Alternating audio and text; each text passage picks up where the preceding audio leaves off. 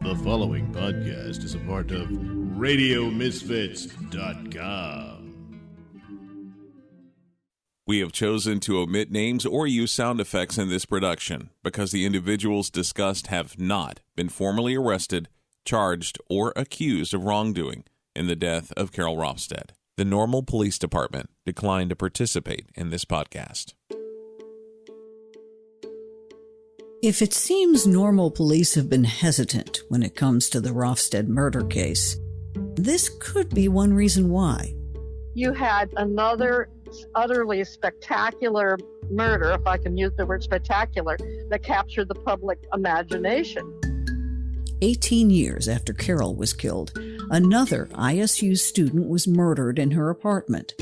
Jennifer Lockmiller was found strangled with a clock radio cord, stabbed in the chest with a pair of scissors. 8 months later, Normal Police arrested Alan Beeman, Jennifer's ex-boyfriend.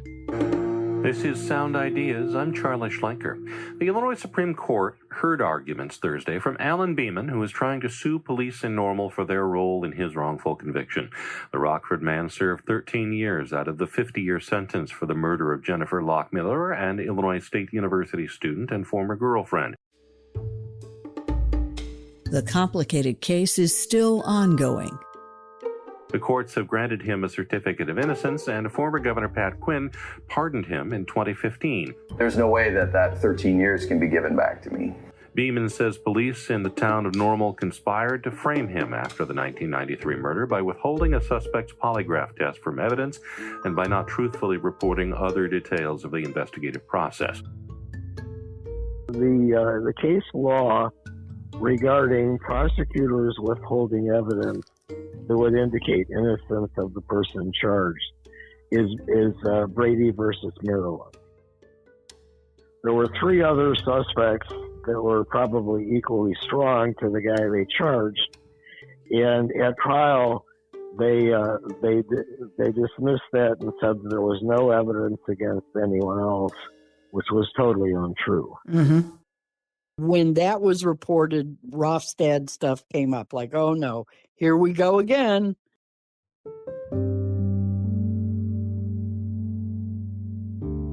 You'll remember the state's attorney charged a mental patient with Carol's murder and ended up releasing him after 3 years.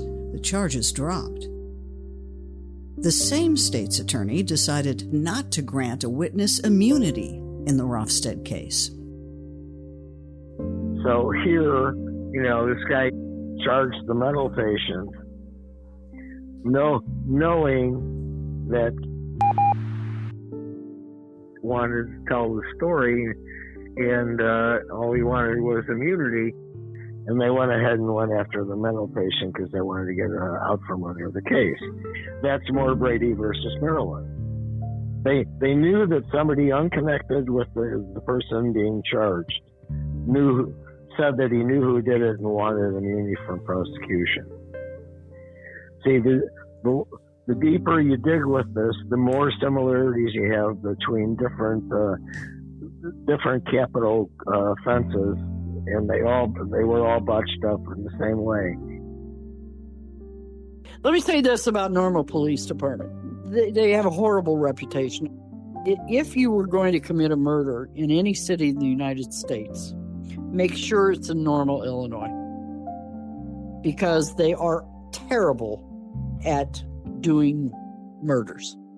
They just can't get a conviction. They just can't. It's been 10 years since a Rockford man was exonerated after spending more than a decade behind bars for a murder he didn't commit. I'll be fighting this fight for the rest of my life, and I should, because having experienced this, I need to be somebody that's out there trying to make it better. So hopefully I can raise some awareness and keep people mindful of that when they're sitting in the jury box. In Rockford, Shannon Kelly, 23 News.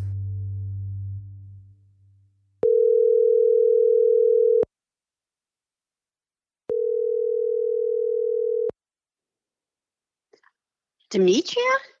Hey, Laura, how are you? Hi, real good. What a nice surprise. In July of 2022, the Normal Police Department assigned a new detective to the Rofstad case. They've had so many changes, and now finally it should be a permanent person on the case. First they said it was going to be a different detective, and then that detective got changed, went back on patrol. Laura, Carol's sister, said they promised to call every week or so. We had a list of questions for them, and we said, now let's talk about this sketch. And at the top of the list of the family's concerns, that inaccurate composite sketch. It was nighttime, and supposedly you could see the color of their eyes. You know, none of that sounds like it's really accurate. Everything was so iffy. Could you take it down? And they said they would. And then it was still up there. And to have it up for all those years, and we didn't think it was helpful. We said, you know, can you take that down? Let me throw this out quickly for both of you. We can notch one victory in the column of this production since we started, and that is the fact that the composite sketch has been taken down from the website. I don't like little victories. I like solving murders.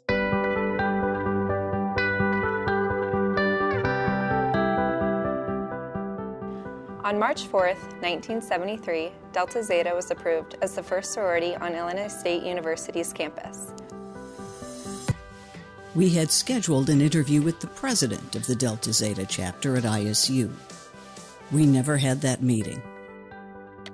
As of today, I have been informed that our national offices do not wish to have us be in contact with any form of press regarding our sorority or our individual chapter, regardless of the content. I wanted to thank you for your efforts with the meetings and wish you luck with your story and future.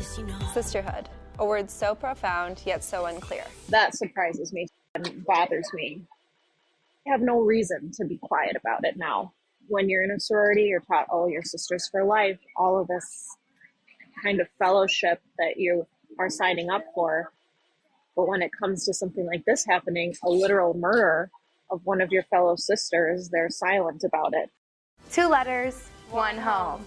This is an experience of a lifetime. This is Delta Zeta.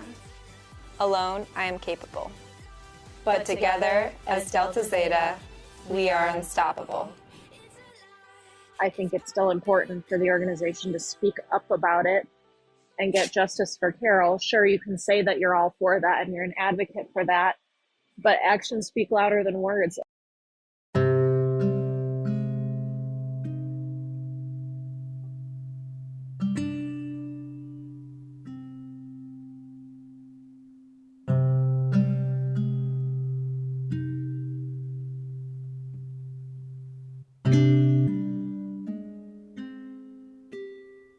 It'll never leave my mind.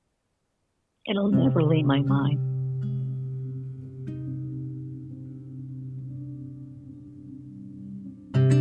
My brother drowned 5 years later after that. I think more about Carol. I don't want to say I think. It's just because I don't have closing. I have closing on my brother. I know, but it's just closing. Having the satisfaction of knowing whoever could be that evil. Every year on the anniversary of her birthday or her death, there's many of us that stay in touch to this day. And it's been since 1975, but you just can't move beyond that. You can't. It's not an easy thing to do. We all loved Carol. She was just a gem. She was so beautiful and happy, bright, fun-loving person.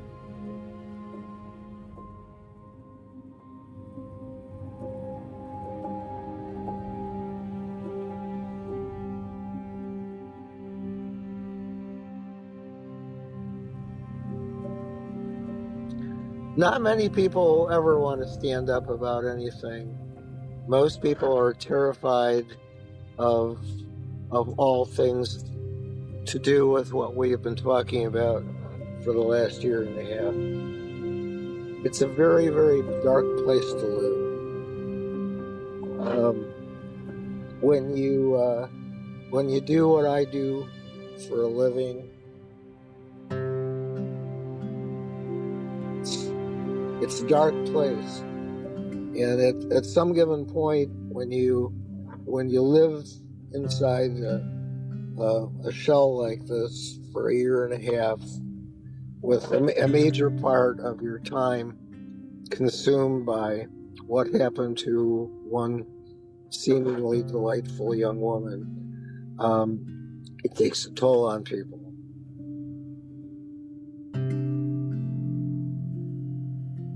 Her death not only took a toll on her blood relatives, but it cast a very large dark cloud on the lives of 40 or 50 other women that knew her well. Each of them in their own way have had to deal with this. That the most joyous time in their young lives was totally freaking trashed by what happened to Carol.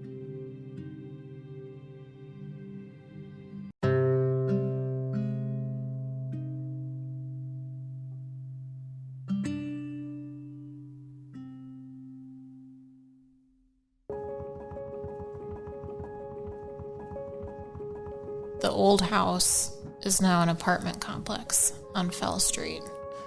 But I think the house that was next to it is still there. And, I mean, structurally, it's what it was in the 70s. Well, they mentioned in their email chain that, yes, we still talk about Carol.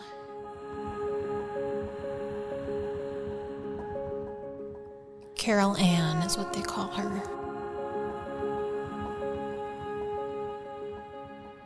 And it's the ghost of Carol, and she's a friendly ghost. She just kind of wanders around the house, and they said they kind of view her as their, like, protector in a way.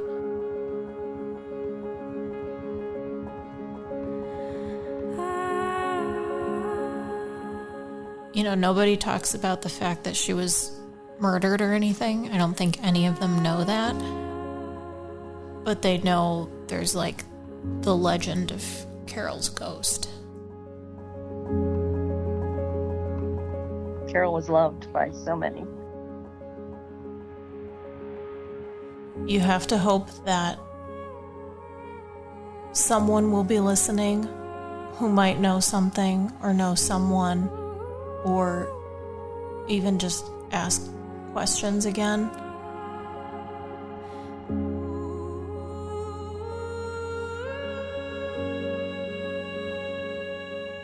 I'm hoping that every student listens, current and former. Mm-hmm. Because I think we owe it to Carol. Oh, yeah. And that's really what it's all about, is for Carol to bring her some justice. And some peace. And some peace.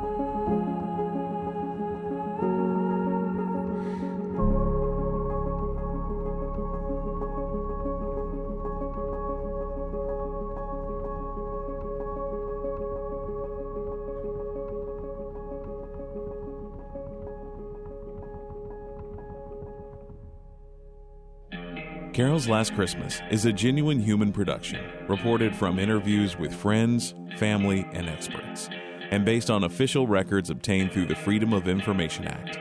Lead investigator George Seibel, Chicago Police Department, retired. Investigator and co-producer Alexandra Duskalopoulos. Investigator, writer, and narrator Demetria Kaladimos. Voiceover recreation Justin Holder. Audio mastering and consultation by Paul Gibson. Music provided rights-free by Artlist, Blue Dot Sessions, Motion Array, and Storyblocks. Original music by Verlin Thompson. Graphics by Orlando Rodriguez and Thalia Kaladimos. Website and promotional material, Thalia Kaladimos and Jim Champus. Our theme song is Criminal by Binge Herd, featuring Katrina Stone, courtesy of Artlist. Carol's Last Christmas is distributed by Radio Misfits. Our sincere thanks to the Reporters Committee for Freedom of the Press for pre-publication review, and to those who knew and loved Carol and generously shared their stories.